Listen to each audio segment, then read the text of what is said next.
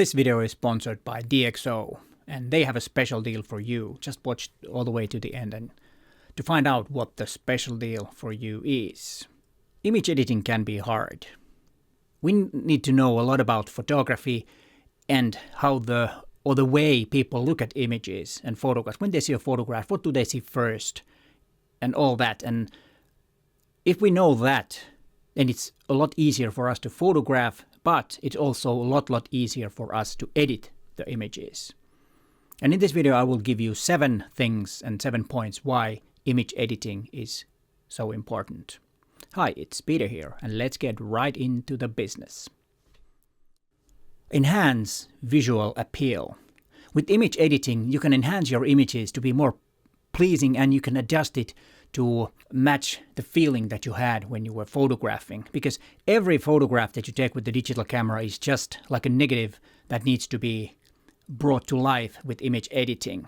And by adjusting things like exposure, contrast, color tones, maybe some local adjustments where you enhance a part of image is all part of that.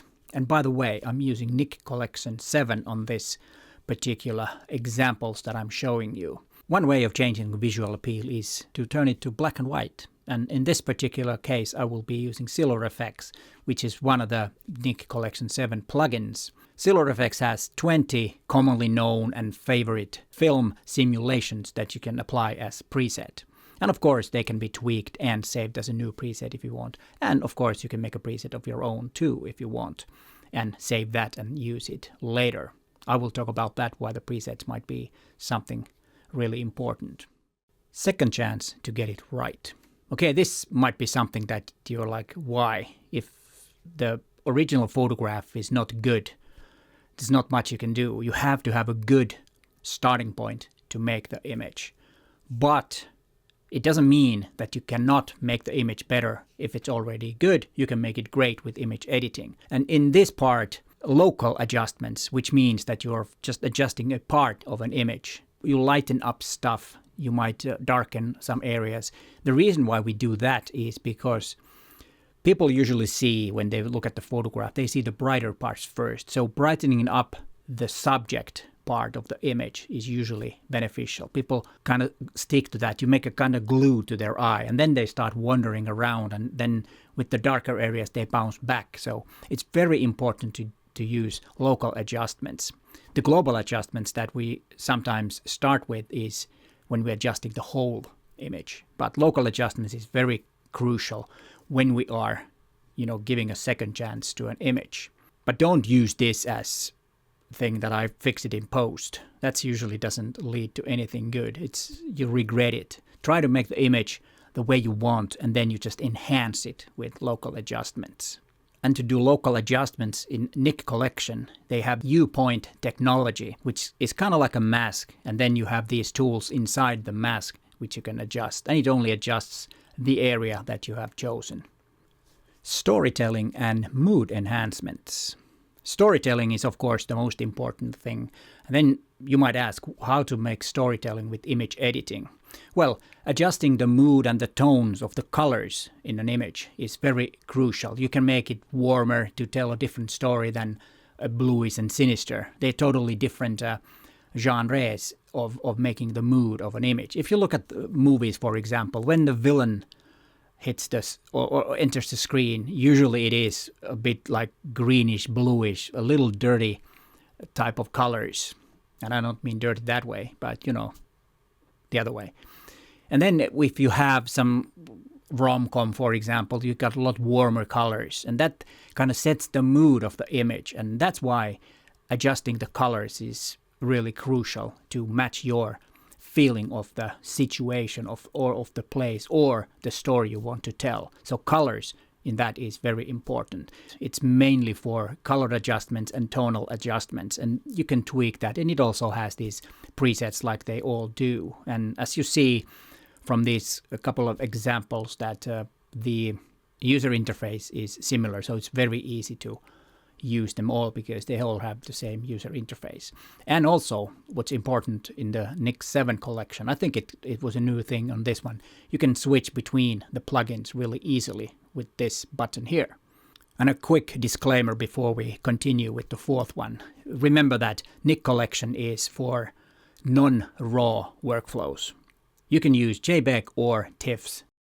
What I do is that I use Lightroom, and they work as a Lightroom plugins. But they work also plugins in Photoshop, Affinity Photo, and then of course in PhotoLab 8. So you can use any of those, and then you can use these as plugins. And if you use the TIFF like I do, I use the 16-bit with Adobe RGB because my RAW files are Adobe RGB.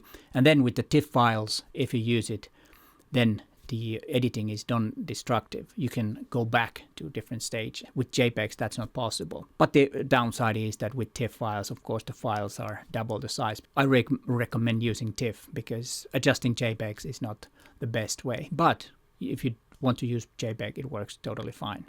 And then the fourth one is style consistency. Having a style is something that most photographers want. They want to be known for maybe the subject can be a style, but the way the image looks is the thing that I'm after on this one.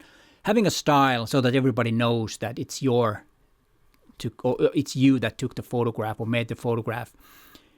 It doesn't matter what the style is. I don't really consider myself having a really distinctive style, but if I look at my images, I usually add contrast and saturation to the colors, and that's usually a preset that I've made in any software that I use. If it's possible to have presets, I usually have those so that it will add those automatically. Of course, I can tweak them afterwards if it's too much or too little, but that way I can have a certain type of style. And there are the presets that I was talking earlier in this video come into handy with Collection or NIK Collection 7. All the plugins have their own presets, and it depends on what type of image you want or your look. Then just use that preset or make your own. That's of course the thing, you want to make your own preset, but you can have a good starting point from the presets that they already have. Just use those and then tweak them to your likings and save them, and then you can use it to your other images. And of course, if it goes a little off, then just tweak them a little bit. But you still have the original preset to use. And I think that's one good way of keeping the style consistent. And the fifth one is correcting imperfections. What I mean by imperfections is that if there is some distracting elements that you don't want to have in the frame, you can remove it. My policy, on the other hand, is that I do not move anything from my street photographs. I might crop it to make it a little bit better. Sometimes the situation is so fast that I'm not close enough, then I just take the image and crop it later. I think that's totally fine to do that. I do have the image pre-visualized when I see the situation. I see where the image is, and sometimes I just cannot be close enough. But of course, if you feel like that you want to, get rid of something in the image, it's totally fine. I don't think there's nothing wrong unless you're saying that it's a document and you take out something that kind of differs the story, makes the story different. If it's a document, then I wouldn't do that. But in artistic context, I don't think there are any limits. The only limit is your own taste and what others think if you are presenting the images to others. But unfortunately, NIK Collection 7 doesn't have a really good retouching tool or clone tool. Then you need to use PhotoLab 8, for example, which has a very effective retouch tool. I use sometimes that if there is something that I need to remove. And that's usually for my client work. If I take a photograph, let's say a scenery, and let's take outdoor portraits, I might remove a person from the background. But it's a different thing. It's not a document in that sense, and I think that's totally okay. The sixth important thing is noise reduction. High ISO is something that might cause some noise to your images, and I'm usually totally fine with that. I don't really care that much about noise, but sometimes you want a cleaner image but still have to use high ISO. Then a good way to use is, of course, noise reduction software. As I was talking about earlier, that NIK Collection doesn't work with raw files, but it still has a noise reduction software called DFine, and that's a very effective way of getting rid of JPEG and TIFF noise, or noise that are in JPEG and TIFF images.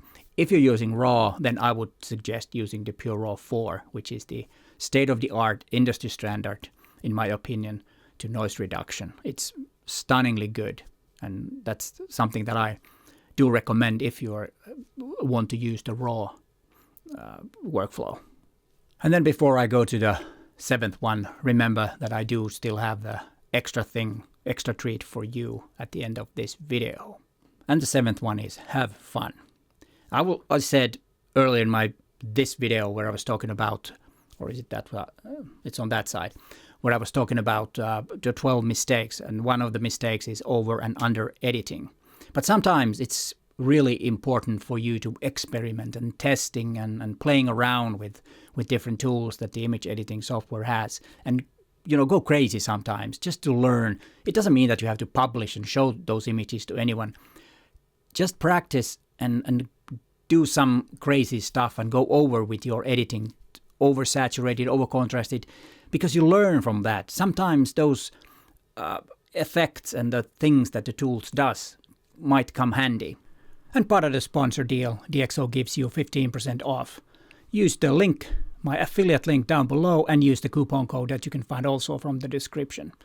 The first 1,000 who will click the link will get the discount. So it's a good time if you need some very good image editing software.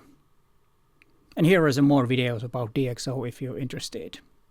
But hey, thanks for watching, and bye for now.